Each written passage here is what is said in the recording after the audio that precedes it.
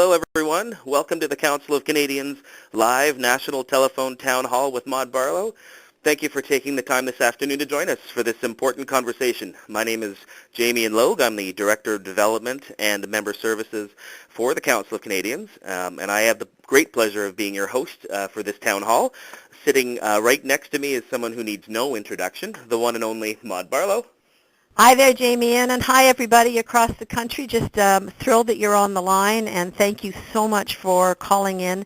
I'm excited to spend this hour with you, and I really appreciate you taking the Sunday, part of your Sunday, out to talk with us today.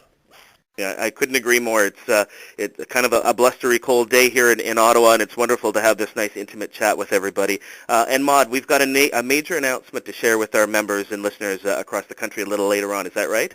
We sure do, and it's something that we're launching tomorrow, but we'll wait until we have a few more people on the line to make this exciting announcement. That's fantastic. We'll tease you. Make you stay. And it's remarkable to see. Folks at home, there's thousands more of you joining every moment, and we're connecting members and supporters of the Council right across the country. For those of you who are just joining us now, you're live with Maude Barlow, and this is the Council of Canadians National Telephone Town Hall. And to everybody at home, I just want to say it's not a one-way conversation. We really do want to hear from you. And if you have a question you'd like to ask, just press 9 on your phone's keypad at any time. That's right, Maude. As members and supporters of the Council, your questions and feedback really are important to us. We'll be taking your questions live throughout the hour, and we'll be conducting live interactive polls to get your thoughts and feedback on the Council and our work. So as Maude just said, press 9 on your phone right now or at any time during the call if you'd like to ask Maude a question. And before we go to the phones, Maude, the Council of Canadians is coming off one of the busiest and most exciting years in our organization's 28-year history. And I know folks at home listening would love to hear a little bit more about some of your favorite moments from the past year. Well, it's been an incredible year, Jamian, and of course, half of me wants to tell you about this, and half of me wants to tell you about the book I'm writing. It's really hard to get my head out of it. So, just for anybody out there interested in the water crisis, it hasn't gone away, and I'm writing another book on it called Blue Future. So, I'm really excited. It should be published this fall, but that's not what we're here to talk about. Here, just to first of all, to thank everybody on the phone and all of our members and all of our supporters for your support. We couldn't do any of what we do without you. We put the issue of CETA, the Comprehensive Economic and Trade agenda, on the agenda, this terrible deal with Europe. We now have over 80 municipalities that have either passed resolutions totally against it or at least asking questions. We were the first to raise the issue on the China Foreign Investment Protection Act, which is going to give these corporations of a big state-owned company the right to basically sue future governments if anybody tries to undo the terrible damage Harper did in the omnibus bills, just killing all of our environmental legislation. We were the first to sound the alarm, and the government still hasn't signed that, even though they intended to sign it in 2012. We've just got such a backlash going. Healthcare, we've been sounding the alarm that the federal government has every intention of basically moving out of healthcare altogether, and we've been at every one of the Council of the Federation's meetings. We wrapped up 2012 with a fabulous lobby with other groups on Parliament Hill. We are there fighting for healthcare because we know it's hugely important to all of you guys and every Canadian. On water, we're still leading the fight. We've got many countries now coming in since we got the right to water recognized at the UN. Mexico and El Salvador and a number of others coming in now, changing their constitutions. We are on the front lines here in Canada on fracking. We just put out a report exposing the industry that is leading government policy. What's the surprise there on fracking? We've had a bunch of wins. We helped fight the Melancthon Quarry in Ontario, would have killed just massive amounts of beautiful farmland and the water there. We're deeply involved with the Chilcotin people in Fish Lake and in the interior of BC, and helped stop the first leg of this terrible damage, and they're going to the Supreme Court. We're working to get blue communities across the country. I had a fabulous pipeline tour in British Columbia, and we're working so hard that I actually think we're going to stop the creation, us and others, many others, of these pipelines, pipelines to take tar sands oil around the world. So we are on top of so many issues, and so many issues around democracy, and really in many ways leading the fight, I think, against the Harper agenda, which we consider to be basically against the values, I would say, of the majority of Canadians. So we're 100% here. We've got a wonderful team both here in the Ottawa office and around the country. And again, we could have done nothing of this and nothing in 2013 without your support. Without question, Maude. And we hear from you folks right across the country who call and write in with messages of support and wanting to hear more about the difference that your membership makes as a Council of Canadians member. And just as Maude outlined, there's some incredible work happening, and it's really thanks to you folks. And I just want to say that more and more of you are joining by the second. We have thousands of people on the line right now, and this is wonderful to see. I just want to take a quick moment to say hello and welcome the thousands of you who have just joined. This is the Council of Canadians Live National Telephone Town Hall with Maude Barlow. I'm your host, Jamian Logue, and you're live. For the folks at home, we say it a lot, but it really bears repeating. Just how much we appreciate your support, how much that makes a difference in our work. And, for all of you members in the mailbox, all you members out there, keep an eye on your mailbox, because your 2013 membership renewal package is going to be hitting your mailboxes soon. And in there is going to have some highlights of what Maude just talked about, as well as some of the exciting campaign plans we've got in the year ahead. So we do want to hear from you at any time during this phone call. Press 9 to ask Maude a question, and we've got lots of folks in the queue right now, so be patient, and we're going to try and get to everybody that we can. Before we take the call, what I'd like to do is just turn it over to Gary Neal. Gary Neal is the Executive Director of the Council of Canadians.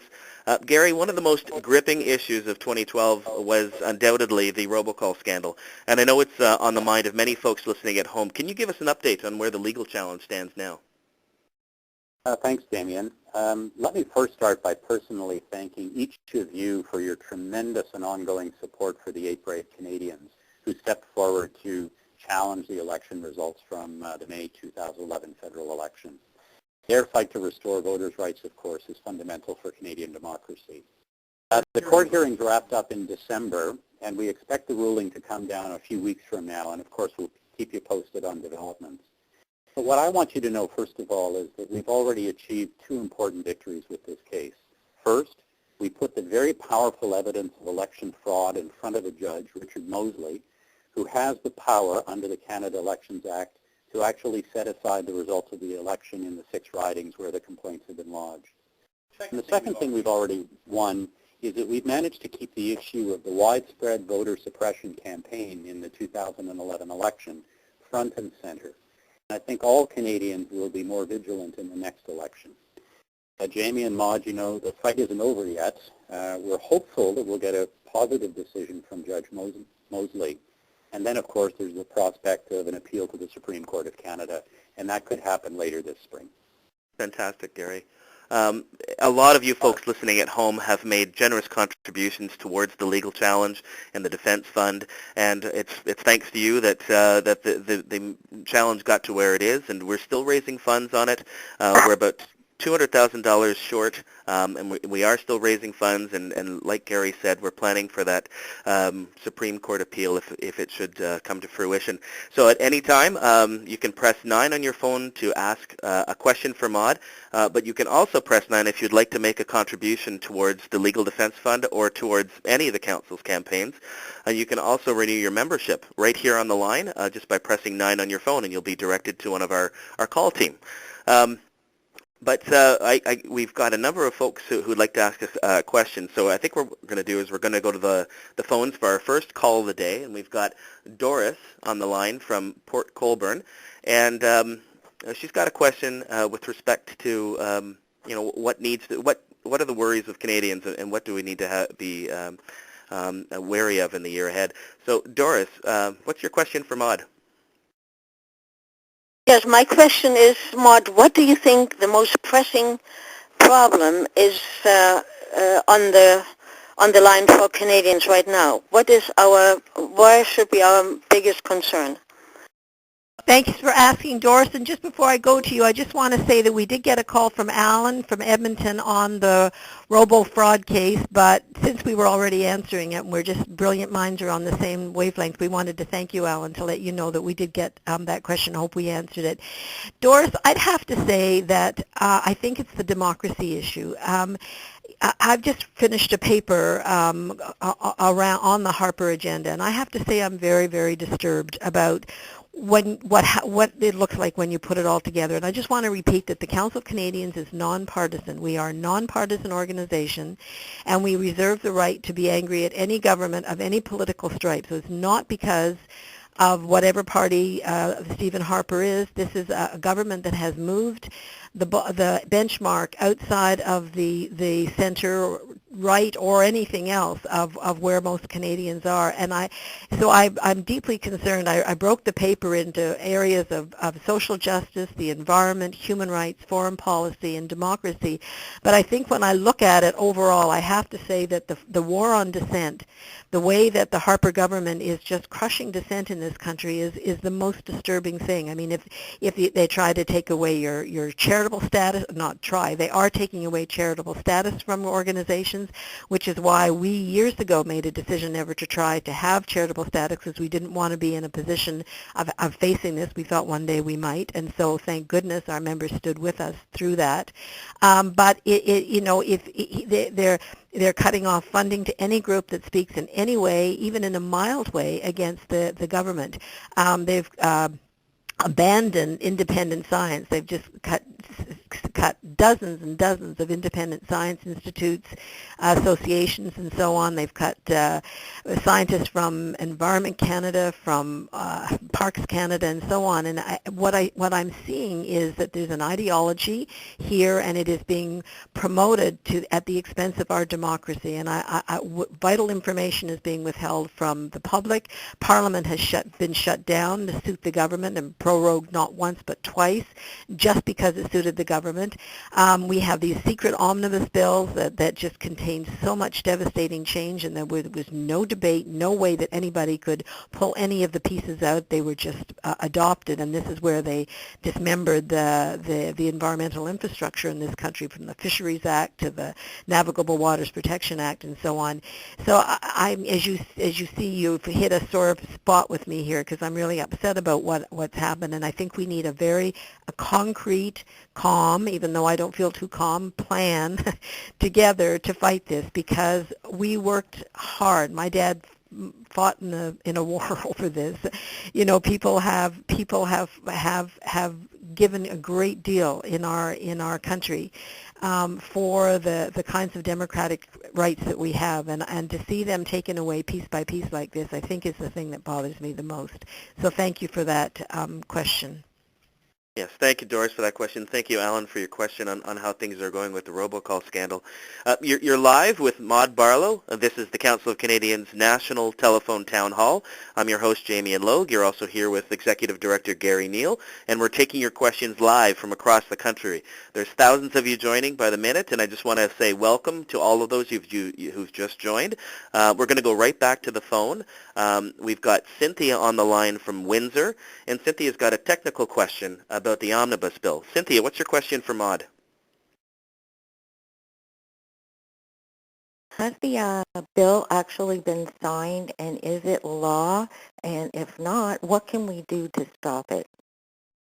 Hi, Cynthia. Yeah, you're talking about, there are two omnibus bills, C-38 and C-45, and these are the omnibus bills that contained all of the damaging evidence, all of the damaging environmental changes, as well as many other things. I mean, we only hit on those because they kind of slap you in the face at the beginning.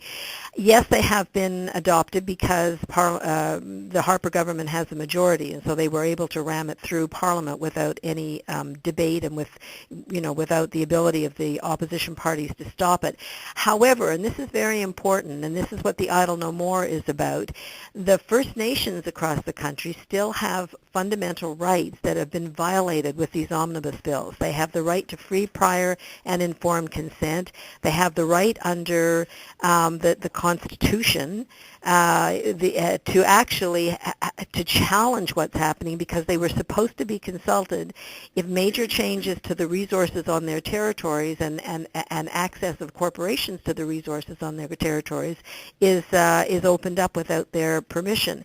So that is the basis. When people say, oh, what's the Idle No More, or what are the Assembly First Nations upset about? They're upset because these changes are going to mean major exploitation of Canadian water and oil, and one of them, just to give you an example, means that 99% of all the lakes and rivers in Canada are now unprotected from a gas or oil pipeline going under or around them.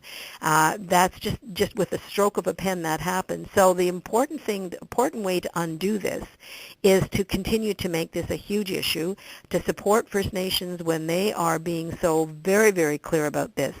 And then to work to get a government in place next time that's going to undo these terrible environmental infrastructure damage. Where we need a government that will reinstate the Fisheries Act and the Navigable Waters Protection Act and the Canadian Environmental Assessment Act and so on.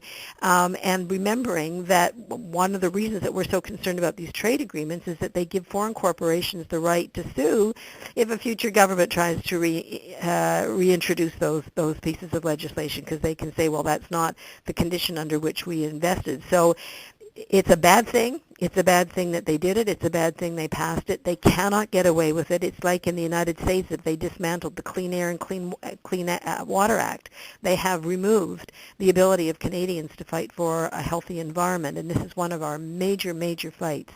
So stay tuned. This is part of the larger announcement that we're going to make soon around coalition that's coming together to fight this in a more systemic way. But it is really important that you raise this, and I thank you very much, Cynthia. Yes, thank you so much, Cynthia. Not an unrelated question. Also on the line, we've got Nancy from Woodstock, who's got a question about the role the Council of Canadians is playing with pipeline deals. Nancy, what's your question for Maude?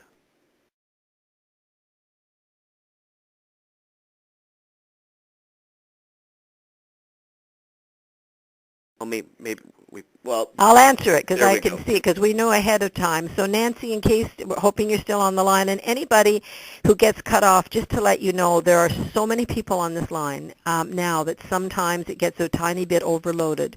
So just to say thank you for calling in. Be patient. It's not our technology. It's the state of the technology in general. It's when you have this many people on the line. Nancy, your question, I think, was around the Council's role in fighting or in the pipeline deals to the U.S. We are fighting all of these export pipelines, whether they're to the west, to the south, or to the east. Alberta's right now in what they call an oil bubble or an energy bubble, and that is that they are producing or want to produce more of the tar sands energy than they can export, and that's because there's been such resistance both out to the west and to the south, and we've been deeply involved in the Keystone Pipeline fight. I've been to Washington many times.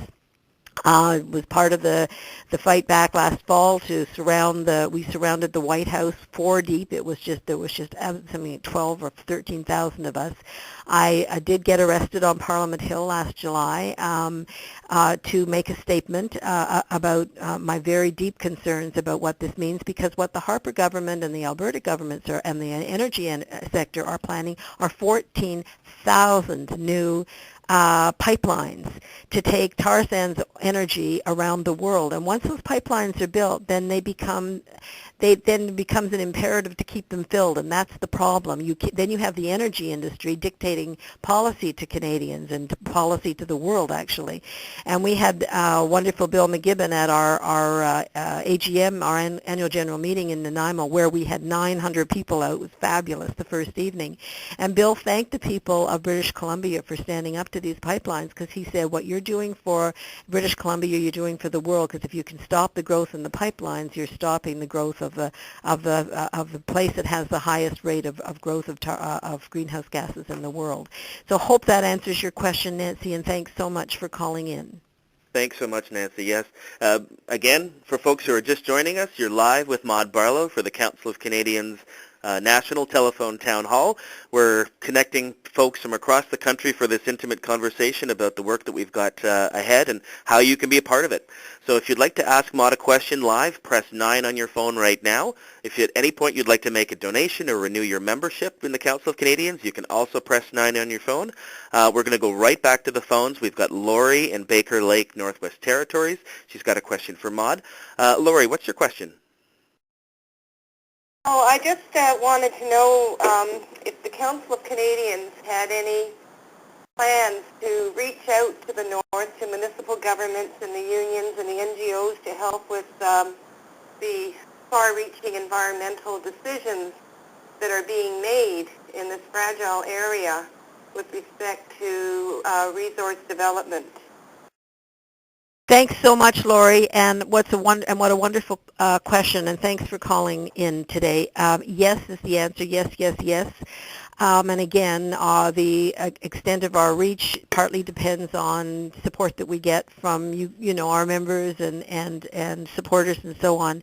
But we are deeply concerned with what the plans for the North. And I actually think that what the Harper government's real agenda is not only a very deep cutback to the public sector, to public sector jobs, to social programs, and to turn jobs over to the private sector, but it's really about the exploitation of our oil and gas and minerals and forests and fish and water, and that's what these trade agreements are about, is opening up all of those areas to unlimited access by foreign corporations, where they're then protected, by the way, with these what's called investor state rights, where they can sue the Canadian or any other level of government if it tries to control them or limit them or whatever. So that's why we stay so clearly concerned about trade.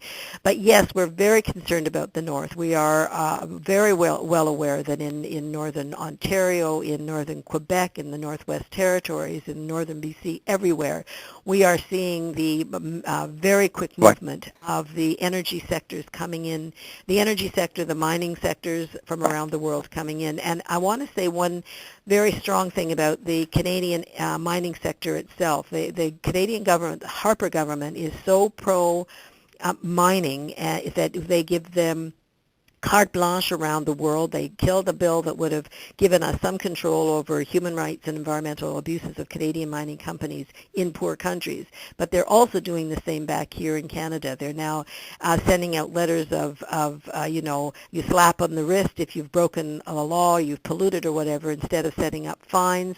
They're basically opening up Canada's North to massive exploitation through these omnibus bills, through these trade deals, just through having a policy that just basically says this is the future of Canada. And so the answer is yes, very much. We want to be moving more into the North. We are setting up chapters. I don't know if everyone on the call knows that we have activist chapters across the country, something 72 of them now, right across the country, and we're hoping to create more of those in the North, and those groups would be a powerful new presence in some of the communities in the far North, to be connected to people across the country who would be so supportive of them. Sometimes even the small local fight can be joined and won by having a wonderful organization like the Council of Canadians behind you. So thank you for that, and I hope to meet you soon. Bye-bye. Thanks so much for that question, Lori. And that, Maude, that leads nicely into our first polling question of this afternoon. We're also taking your questions, but we also want your feedback, folks at home. So what we're going to do right now is open up a live poll through your telephone. I'm going to ask you a question. I'm going to give you a series of possible answers that correspond to numbers on your keypad. And all you want to have to do is just press the number that best answers the question for you. So here goes. Our first polling question of the day is, what is your favorite way to stay informed on the Council's work? If it's visiting the Council's website and our social media feeds, press 1. If it's reading campaign mailings, press 2. If it's being active in your local Council chapter, press 3. If it's reading Canadian Perspectives magazine, press 4. And if it's telephone town halls like this, press 5. Again, that's 1 for the Council's website, 2 for reading campaign mailings, 3 for being active in your local chapter, 4 reading Canadian Perspectives magazine, and 5 telephone town halls like this. So you can press on your keypad now the corresponding number to the answer that best suits how you like to stay informed on the Council's work. And we're getting those polling results instantly, and I'll be able to share those with you in a little bit. But for now, we'll go back to the phone lines right now, and we've got Jane in Toronto, and she's got a question about the Great Lakes. Jane, what's your question for Maude? Hi there. Yes, it's wonderful to hear all this great information. Between Southampton and Port Elgin, the plan is to be burying nuclear waste underground, and I just wondered what the Council of Canadians thought of this, the risk of doing that so close to the Great Lakes. It's at the base of the Bruce Peninsula on Lake Huron. Jane.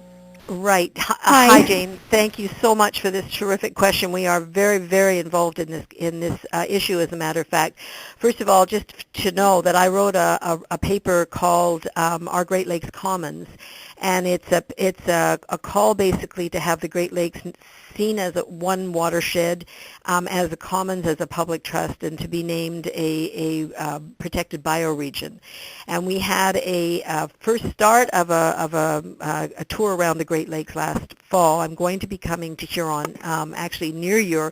We're just planning this now this spring, and we're also going to be moving to some of the communities on the U.S. side of the Great Lakes. So the Great Lakes is a huge issue for the Council of Canadians, and should be for all of us. Just one quick stat here, and that is that there is a global study on groundwater taking that said that if water is being pumped from the Great Lakes as mercilessly as it is globally, the Great Lakes could be bone dry in 80 years. I mean, people think that somehow these beautiful lakes are, because of their size, will be here forever, and they're already in trouble. On the burying of nuclear waste, we are totally opposed. We were very involved in the fight to stop the shipment of the nuclear reactors from Bruce Power through the Great Lakes. It would have gone down the St. Lawrence and out the ocean and across the ocean. If you can think of anything as insane as that, I mean, these are still totally toxic generators. And it looks like, that us and other groups have stopped this for now. So we are very much involved in the fight to stop the burying of nuclear waste. And there are a number of communities around the Great Lakes in Ontario, actually, that are vying to have this material buried in their communities. And we're also very concerned about the trucking or the train, the transport by train of these materials. So we're with you 100%. And again, you go onto our website, you'll see materials not only on nuclear waste, but on fracking, because we also have a very strong campaign on fracking. So thank you for your great call, and we'll talk to you soon, Jane. Thanks so much for that question, Jane. Again, as Maude said, we've got a ton of information on our website. That's www.canadians.org. Lots of information about the campaign work that you're supporting, so please visit that often. Again, for those of you who are just joining, you're live with Maude Barlow. This is the Council of Canadians National Telephone Town Hall. We're talking about issues of concerns to you, and we literally have thousands of you connected on the phone right now, so this is a wonderful opportunity. We're going to head right back to the phone, and John in Toronto also has a question about water. John, what's your question for Maude? He's here. He's coming. Yes. John. No problem at all. No problem at all. Run. I was in the middle of a bit of a salad here. Oh, it sounds good. What's in it? I'm hungry. We're both listening. We're Kale salad.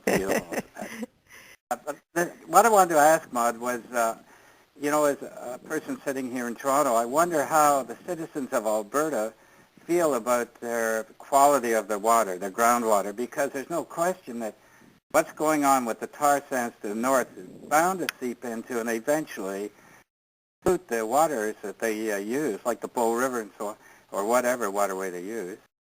And it's got to have a permanent effect. And is there any way that we can monitor this so we have some proof of what's going on? Thank you, John. We work really closely through our chapter and our staff in Alberta and our board members. And we also work with wonderful scientists like Dr. David Schindler and others who are monitoring what's happening to water, and they are sounding the alarm very, very clearly. There is no ifs, ands, or buts about it. Not only is are the water tables being poisoned in parts of Alberta, but Alberta is probably going to be the first water have-not province in the country. Alberta is exporting massive amounts of its water in what's called virtual water.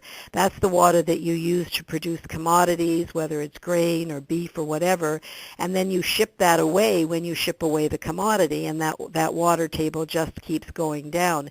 Not surprisingly, Alberta's become the first province in the country to start talking about water markets and water trading, which is where you put water on the open market like a commodity, like oil or gas, and trade it to the highest bidder.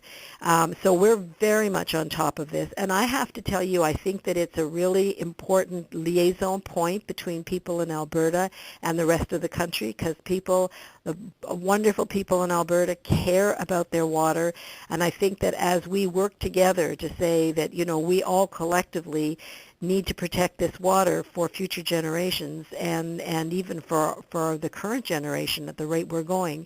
I think this can be a real bridge when there may be other differences sometimes over the tar sands or the energy industry and so on. So thank you for a really important question. It's one very dear to my heart. I think that the story is going to unfold badly in Alberta unless Albertans and Canadians and everyone gets a hold of the right policy in that province. We need to name water a public trust, and anyone who has access to it commercially has to satisfy the owners of the public trust, that is the public, that they're not going to harm that water. That's got to be the kind of law we bring in. And that's what I'm going to say in my new book. Got to talk about my book. Yay! Go enjoy your salad. I'll go join you. I'm going to find you and join you. Thank you, John, for that. Yes, and enjoy that salad. And again, for folks who are just joining us, you're live with Maude Barlow. This is the Council of Canadians National Telephone Town Hall. We're taking questions from you right across the country. If you'd like to ask a question for Maude, at any time, press 9 on your phone. You can also press 9 to make a donation to the Council's work or to renew your membership instantly. But we're going to go right back into the phones right now. We've got Elizabeth in London, Ontario, and she's got a personal question for you. Hello, Maude. Hi. Yes. Hello. Hello, here I am. Hi. What was behind your refusal of the Governor General's award? Little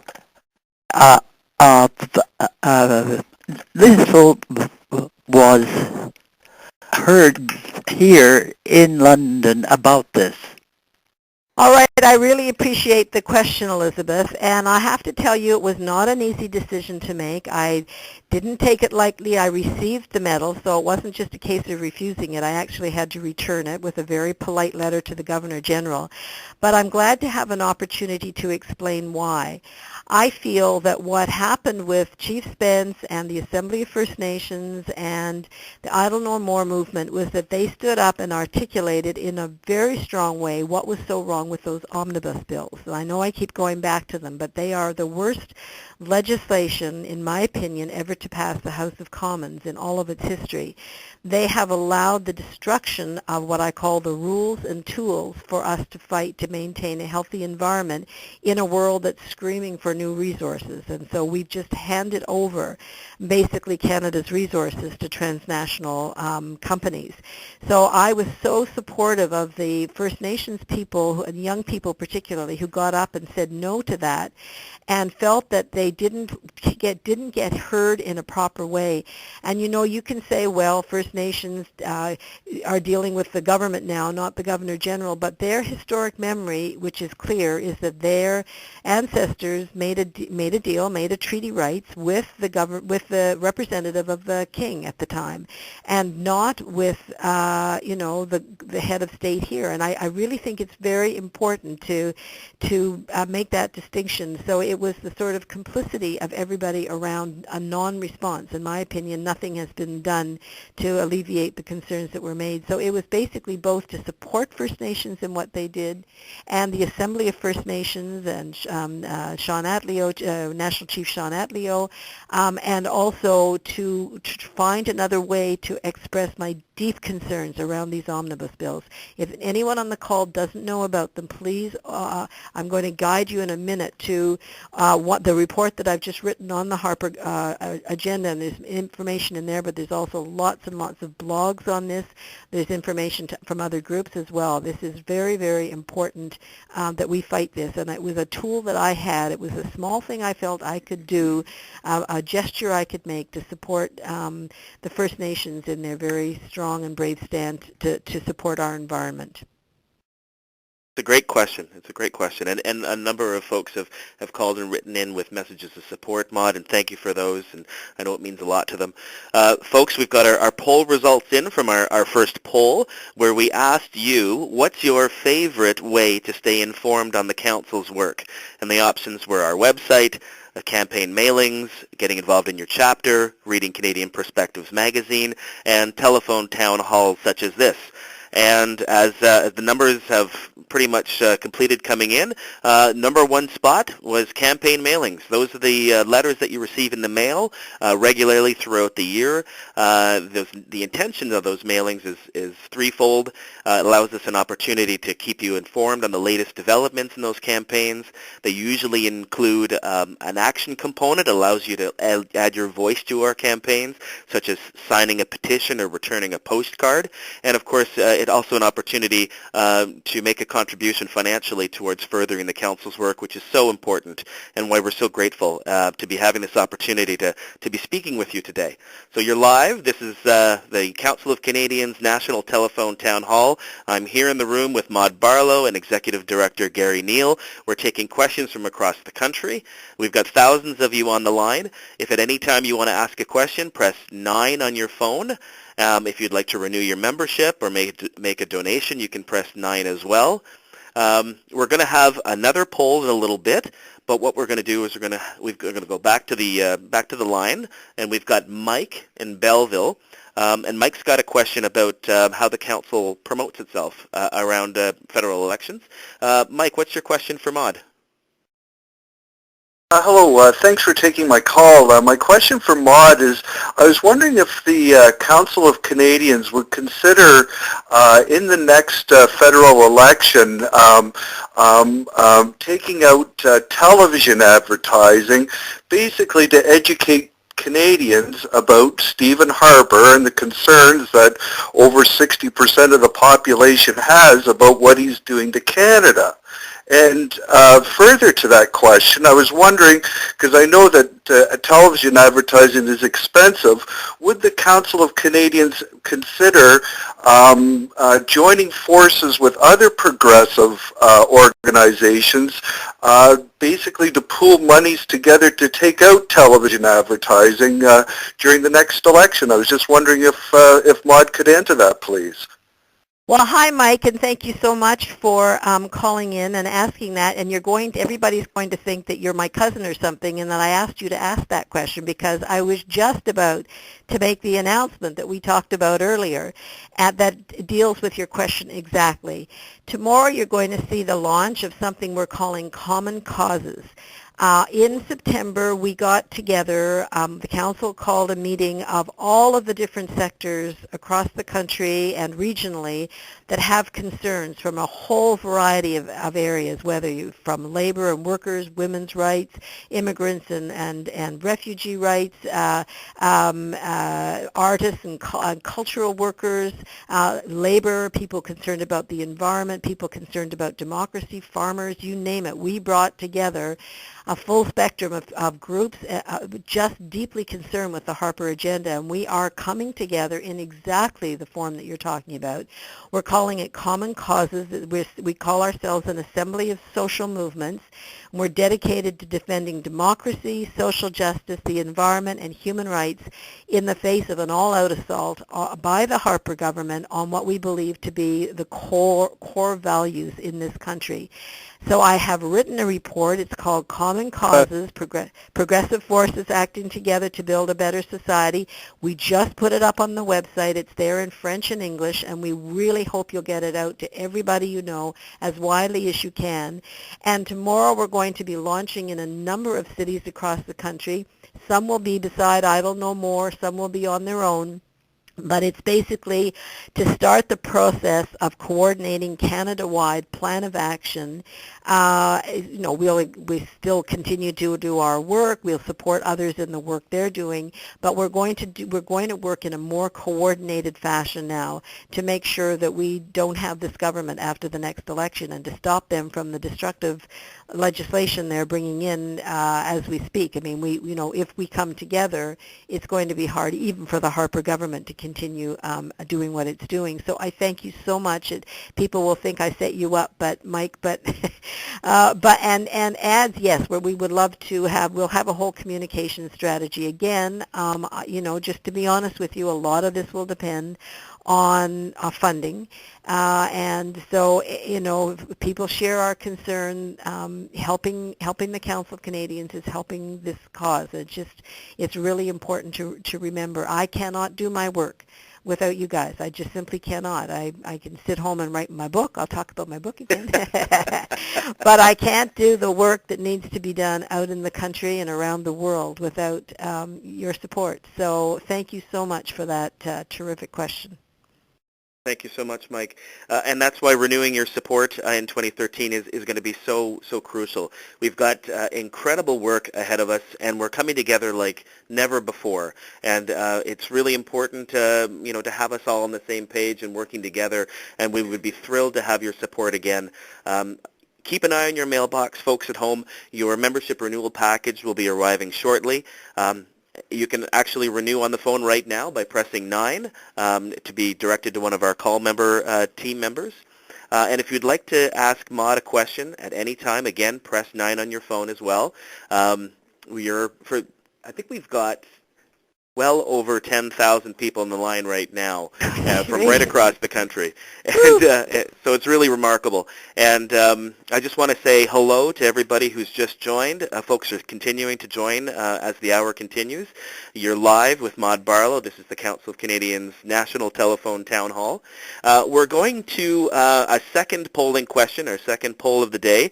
We'd polled earlier on what was your favorite way to stay informed on the Council's work.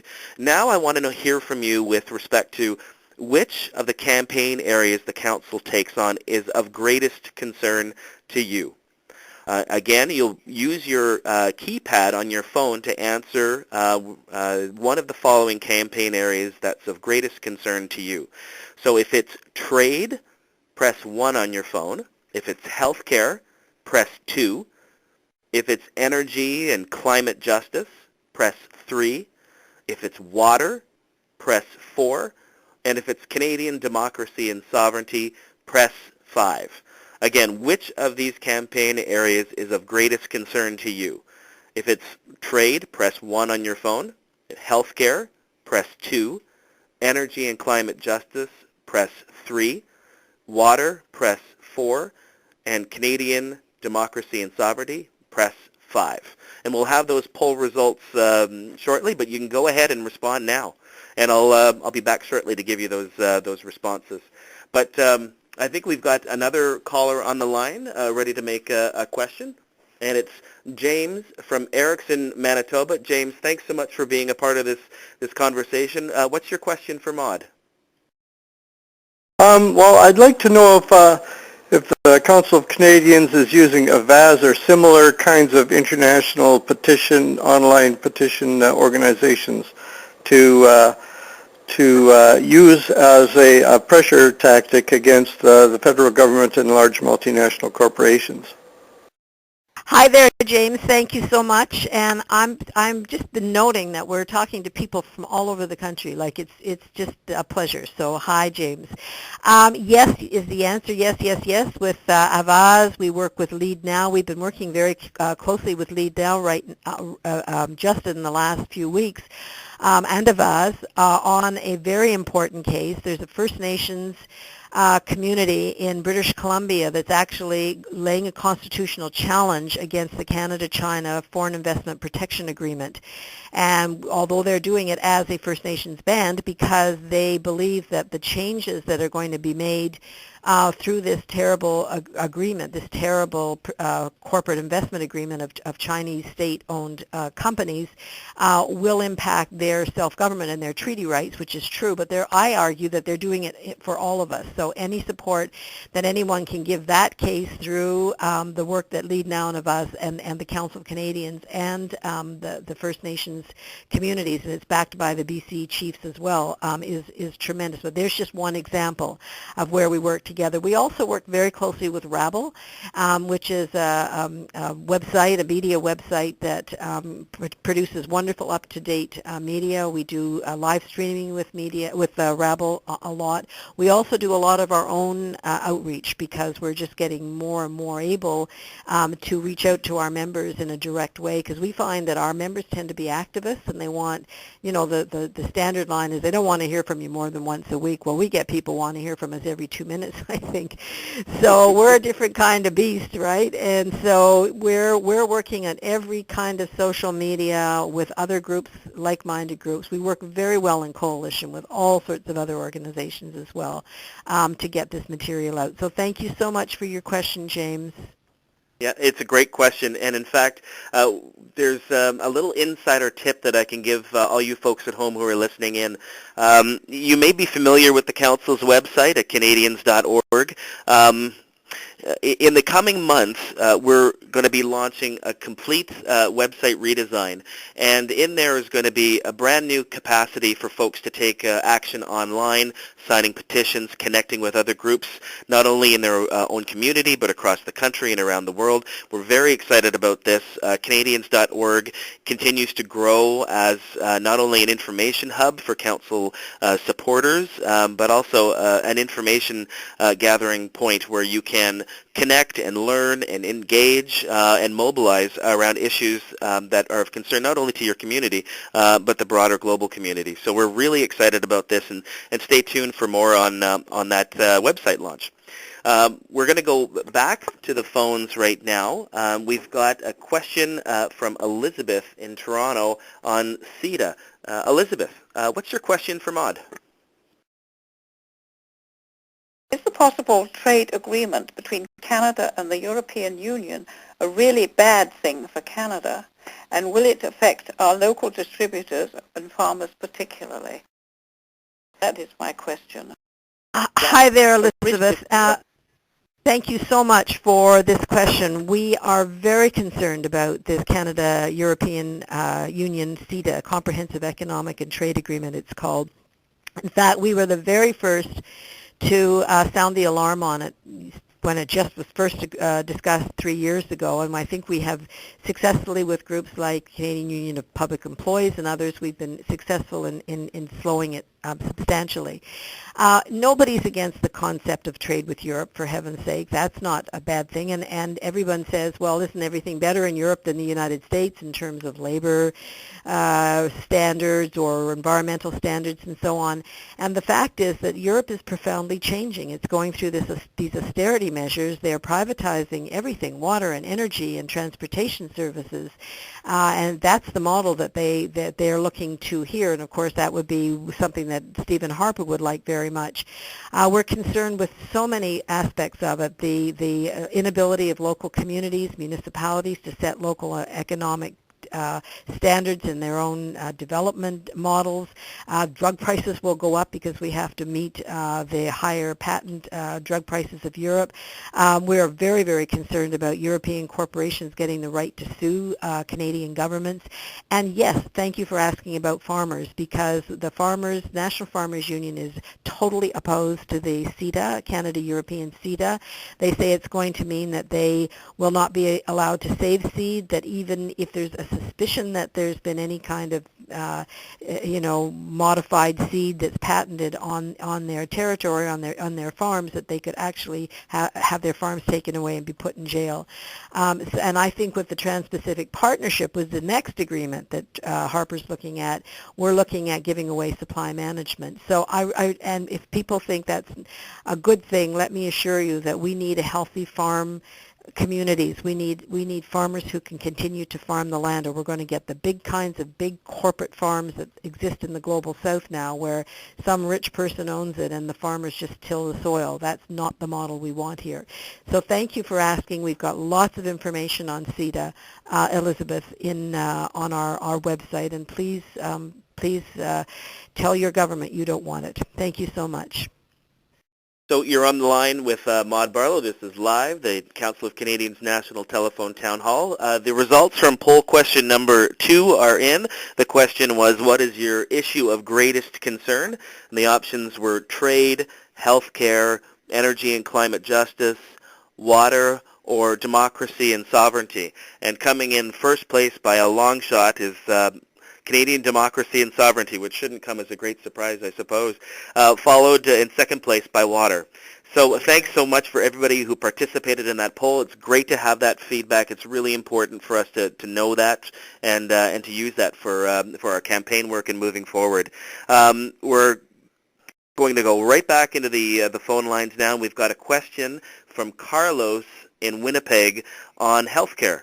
Carlos, thanks so much for being a part of the conversation. What's your question for Maude?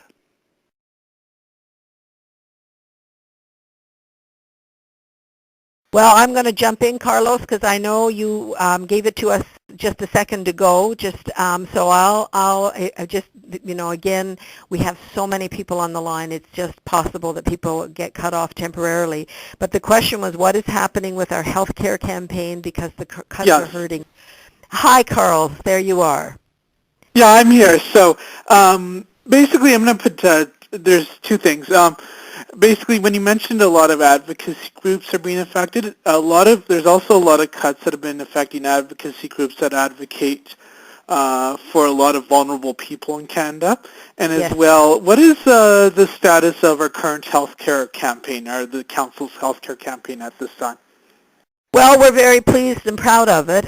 We are deeply involved in not only the big policy issues, and by that I mean stopping the Harper government's intention of removing the federal government from the funding formula. I mean, it is as clear as a bell. If you look at what they're talking about, they're saying after 2016, the federal government's funding share is going to dramatically drop. It will be down to something like 13%, which basically means that if the federal government wants to try to rein the provinces in, if they're doing something that violates the Canada Health Act, they won't be allowed to. They won't have the power to stop the provinces, because the money that they put towards the system will be so small. The provinces that either want to go private or want to cut or are forced to go private and cut because they don't have the money, any of the above, the federal government just won't have the tools with which to deal with them. So this is deliberate. This is something, if you look back on Stephen Harper's record years ago, before he was in politics, he was against the Canada Health Act. In fact, he used to be the head of the National Citizens Coalition that got started to fight public health care. So, I mean, this is a long history this government has fighting public health care. So we're involved at that level, but our chapters are involved working with local health coalitions, with groups concerned with specific areas. We're very concerned, for instance, that the Native Women's Association's health budget, their budget for Native women's health was cut, and that was very specifically aimed to Native women's issues around drugs and early pregnancy and so on, fetal alcohol syndrome. These are all really serious issues. They've all been cut. So you are absolutely right. It's not just the big picture, which we have to keep our eye on, but it is the cuts that are coming both federally and provincially, and the cuts to groups that fight for public health care. Our health care system is the jewel in our crown, and we just will not allow it to be taken down. We simply will not. That is one of the parts of the coalition that's coming together, this Common Causes, very, very strong component from public sector workers, frontline healthcare workers, doctors, and so on. So thank you so much for your question, Carlos. Thank you so much. We're going to do our third and final poll, live interactive poll right now. We want to hear from you with respect to what would you like to see the Council do more of in 2013. We get lots of suggestions from folks about how we can do things differently or new things that we could add to our campaign work or how we engage with the public and with supporters. So this is your opportunity to give us some of that feedback now. So again, it's a live interactive poll using your keypad on your phone. The question is, what would you like to see the Council do more of in 2013? Your options are engage with youth and students, and if that's your answer, press 1. If it's organize public rallies, press 2. If it's produce educational materials, press 3. And if it's sharing stories through photos and video, press 4. Again, it's a live interactive poll. We want to hear from you right now. What would you like to see the Council do more of in 2013? Engage with students and youth, press 1. Organize public rallies, press 2. Produce educational materials, press 3. Or share stories through photos and video, press 4. And you can go ahead and make your selection now. The poll results are coming in as I speak, and I'll be able to give you those results shortly. But for now, we're going to go back to the phones, and we've got Stephen in Powell River, BC. And Stephen's got a question on electoral reform. What's your question from Stephen? I'm not sure if Stephen is still on the line. Hi, Stephen. Well, again, great to have you on the phone. There you are, Stephen. Hi. Yeah, great to talk to you. Every single issue that's been brought up here, it didn't matter whether it was trade, water, sovereignty, environment, that are major concerns are all associated with your initial statement, and that's the state of our democracy. And I'm wondering if there's anything that the Council is doing to promote electoral reform as a major issue for all political parties. Okay, Stephen, thank you so much for that question because, you know, I was just thinking about the second poll where we said which of the campaigns is of the greatest concern, trade or healthcare, whatever. I was going to make the same comment that they're all about democracy and they're all about sovereignty. So in a way, it's unfair to ask people, you know, choose this or that when you know that the assault on all of these areas is an assault in an undemocratic way on our social rights. So thank you for this question. Yes, the Council has taken a very strong position in terms of electoral reform and proportional representation. I'm on the advisory board of Fair Vote Canada, so we are very, very, very conscious that we might come to a next election and have, again, the Stephen Harper government with a very small percentage of the popular vote, but because the vote gets split among different parties on the center left, we once again get this very bad government. So it seems to me that it's more urgent than ever to look at electoral reform, and it seems to me that if ever there was proof that you need it, I mean, if you take the number of people who didn't vote for the Harper government and the people who didn't vote at all, if you put that together, about 25% of Canadians voted for this government, and they have profoundly changed the way we do politics in this country in a way that was never ever understood during the election. And the other, hi Stephen, I used to live in Powell River, BC many decades ago. The other aspect of our position on electoral reform has to do with the robocalls case. And we are supporting amendments to the Canada Elections Act that would require the telephone companies and the companies that are involved in this kind of work to keep their records. Because one of the problems we found in the legal cases is the records aren't there in order to be able to track back properly who is making these calls and on whose behalf. And so the Canada Elections Act could be amended to solve that problem, and we're supporting such amendments.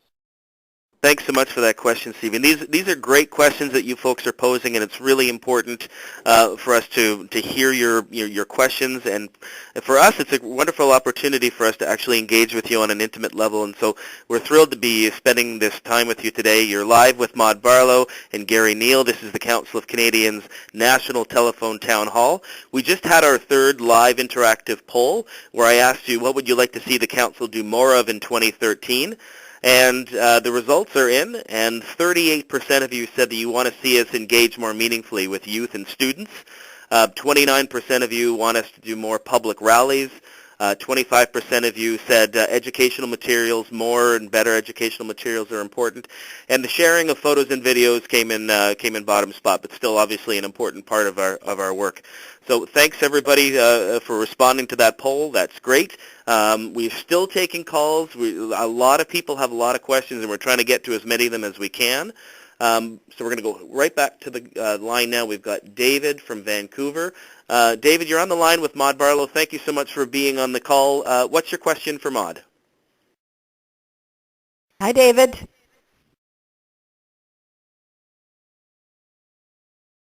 All right, well, in case David's not right there, I'm just going to say what we understand he wanted to know, and that is what needs to be done on energy and climate change and the Obama openings on climate change.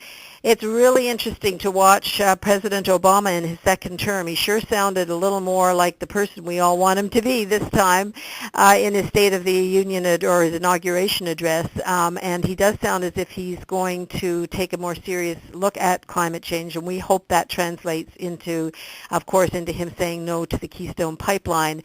However, he's also promoting fracking. So we're working with our allies and friends in the United States on common fracking concerns, because of course if you're fracking anywhere around the Great Lakes, for instance, you're fracking, you're touching each other's land and water, so it's, all of that matters. But I just we really see this nexus of energy, climate change, and water coming together in a very important way, and this is, I think, a very key part of the work that we're doing and will be doing into the foreseeable future, for sure. A huge priority for us in 2013. Well, and just before we end, I wanted to say one thing on the last poll. I just was thrilled to see that number one was youth and students, because we were very supportive of the Quebec student revolt. I was going to say the revolution, that wonderful revolution in Quebec, and we've been very much involved with youth activities. We work with the Canadian Federation of Students. We work with the PIRGs across the country. We it's very, very important to make these next steps, because it's youth, obviously, who are being most terribly impacted by the changes that are happening, and it's just a very important for us, and a very important part of common causes. Well, and thank you so much for making that point, Maude. It's so important. For all those folks who would like to make a question or pose a question to Maude, you can press 9 on your phone now. But if we aren't able to get to all your calls, there'll be an opportunity for you to leave a message at the end of the call, and you can state the question you'd like us to answer, and we will get back to you for sure. We do want to hear from you, so thank you so much for everybody being here today. We've covered some amazing ground today here, Maude, whether it be healthcare, electoral reform with Gary. We talked about CETA and trade deals. I mean, this is the type of scope that the Council is able to take on thanks to the incredible support of our members across the country. Again, thank you so much. If you would like to renew your membership, keep an eye on your mailbox. Press 9 on your phone now if you'd like to renew right now over the phone. We're going to go back to the lines. We've got Neal from Aylmer, Ontario, and he's got a question that's, I know, on a lot of minds of Canadians. Neal, what's your question for Maude? Hello, Maude.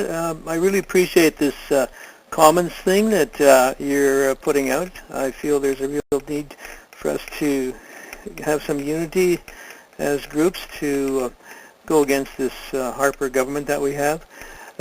On television, sometimes we see much more advertising from the oil industry now, and we see this picture of fracking where they drill way below the water table, then they drill horizontally. And I'm wondering, what do you know about how does fracking affect a water table? Never mind the river water in northern Alberta, but how does fracking affect the water table? And the second part is, do you know anything about the status of the legal suit that's occurring because Quebec decided to put a moratorium on fracking to study it more, and I've heard that the federal government, or our government, is being sued by an oil company because of what Quebec has done. Thank you very, very much for, actually it's a two-part question and a perfect one that knits together a bunch of our campaigns. Fracking is a very bad form of extraction of natural gas. And the natural gas, the argument is natural gas is better than oil or coal and nuclear. Okay, granted. But to get at it this way, they infuse massive amounts of chemicals and water and sand vertically and then horizontally into shale gas formations, and they punch it so hard into the ground that it's like a bullet hitting a windshield. It cracks it open and the gas escapes, but meanwhile they destroy massive amounts of water, both from the chemical contamination and just the water that they use to release this natural gas. The biggest fracking operation in the world is in northeastern British Columbia, and we're working with folks there, and somebody else had a question about the north. We're working with Caleb Ben and a wonderful group of First Nations and others in that community to fight the fracking companies and the go-ahead that they're getting from their local governments. And we're working with colleagues, actually friends and colleagues around the world, because we need to build an anti-fracking movement that's very, very clear. The answer to coal and tar sands oil and nuclear is not gas that we got because we destroyed water. I call it oil versus or air versus water. You know, to protect the air is the same with biofuels. You destroy the water. We simply do not have the amount of water anywhere in the world to waste and destroy the way we're doing here. So, but as you know, we're calling for a moratorium here in Ontario. And in Quebec, where they did finally place a moratorium, we're very grateful for that. There's been a NAFTA challenge, and an American company is challenging under this Chapter 11. This is this investor-state investor-state rights. And they are challenging, but they don't challenge the Quebec government, you understand, because the Canadian government signed NAFTA. It's the Canadian government they go after. And we had a similar case where a pulp and paper company from Newfoundland successfully got $130 million from what they call water rights because they voluntarily left Newfoundland, but they claimed the actual water. So these are very dangerous agreements, and I thank you for raising that. We've just put out a report and released a letter to the Ontario government as well, saying this absolutely must be allowed to happen in other provinces. Thank you, Neal, so much for that question. Yes, thank you so much, Neal. It's really so important for us to hear these questions. It tells us what our members care about, what really matters to you, and that's important to us. We take that information, we infuse that into our campaign work. We are responsive, to the thoughts and concerns of our members. Thank you, everybody who are pressing 9 on your phone to renew your membership and to make donations. There's thousands of you still on the line, and thank you so much for being with us. I'm going to throw it over to Executive Director Gary Neal. Gary, what are your thoughts on the questions that you're hearing and the feedback that you're getting from our supporters today? What are your feelings on this? It's fabulous. It's all of the issues that we're working on and more. We're trying our best to keep up with all of them. It takes a lot of resources to do that, so we're really pleased to see that people are making donations here today. Let me just add one word about fracking, since we talked about chapters. The Inverness chapter of the Council of Canadians is pushing for a local bylaw from their municipal council that would ban fracking in their municipality. It's now at public hearings. This is the kind of work that chapters of the Council of Canadians are actively involved in, so it's really very exciting to hear from all of you. That's fantastic. Maude, what are your thoughts on the wonderful questions and feedback that we got today from supporters? Well, first of all, thank you everybody for taking this time on a weekend to have this wonderful discussion. And Jamian's right; it really does help us to ground ourselves. You know, you think that all this matters to me, and you just want to be sure that it matters to you guys too. That we're working on the issues that you care about. We try very, very hard to be sure that that's true through all sorts of mechanisms, through our chapters, through our annual general meeting, through constant contact with people, but to have this kind of personal connection is really important. So thank you all, and I'll have to get back to my book now. I've got some thoughts for folks still on the line. Get involved in your local Council of Canadians chapter. There's lots of ways to make a difference in your community. There's wonderful chapters that do amazing work locally. So call us, at our 1-800 number, 1-800-387-7177, or go to Canadians.org, find out about the local Council of Canadians chapter in your area. Get involved. This is where some of the most exciting work is happening, is right there on the ground. And be sure to sign up for our electronic e-newsletter. It's packed with information about the latest developments in our campaign work. It's filled with great stories of hope and of resistance and wonderful work that's being done at the grassroots level. It's got great analytical think pieces on some of the issues that we've talked about here today. So make sure that you're signed up for that e-newsletter. And I know you folks love Canadian Perspectives magazine. It was clear in the poll that we conducted earlier, and that's so great to know that you folks value that magazine and read it. It's important for us to know these things, so thank you so much. And what I would like to say is just, to take a minute to stay on the line. Our town hall is wrapping up, but we do want to hear from you. You can leave a message after the town hall. We're going to leave the line open. You can pose your question. There'll be thousands of you who are wanting to do this, and we will get back to you. It may take a little bit of time to get back to everybody, but we will. So thank you so much for joining us here today, being a part of this incredible conversation. Again, stay on the line if you want to ask a question. Keep your eye on your mailbox for your 2013 membership renewal package. And just final thoughts to Maude. Just have a wonderful day, everybody. And I believe with my heart that hope is a moral imperative. If you get feeling overwhelmed, just take a deep breath and wake up tomorrow morning renewed in our commitment to a more just Canada and a more just world. Thank you all so much. Thank you, everybody. We'll talk to you again soon. Bye-bye.